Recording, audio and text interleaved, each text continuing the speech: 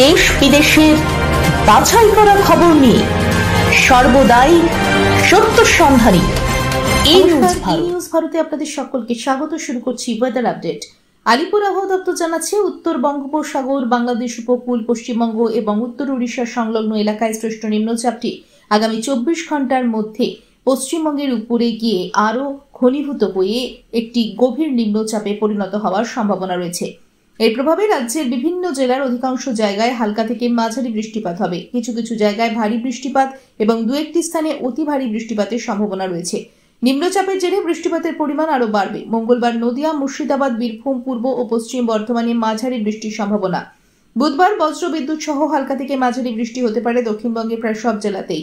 উত্তরবঙ্গেও ভারী বর্ষণের সম্ভাবনা রয়েছে। আগামী বুধবার পর্যন্ত বৃষ্টিপাত চলবে, তারপর পরিস্থিতি বদলের সম্ভাবনা। বৃষ্টির জেরে জলমগ্ন হয়েছে দক্ষিণবঙ্গের একাধিক জেলা। দফায় দফায় একটানা বৃষ্টির জেরে ফুঁসছে রাজ্যের একাধিক নদী, হু হু করে বাড়ছে জলস্তর। তার ফলে হাওড়া, হুগলি, পশ্চিম মেদিনীপুর, বাঁকুড়া, বীরভূম সহ একাধিক জেলার নানা প্রান্ত প্লাবিত। ঘাটালে বন্যা পরিস্থিতি অপরিবর্তিত। আজ কলকাতায় মেঘলা আকাশ। আজ কলকাতা ও তার পার্শ্ববর্তী অঞ্চলে দিনের সর্বোচ্চ তাপমাত্রা 29 ডিগ্রি সেলসিয়াস, সর্বনিম্ন 27 ডিগ্রি সেলসিয়াস। বাতাসের আপেক্ষিক আর্দ্রতার পরিমাণ 92%।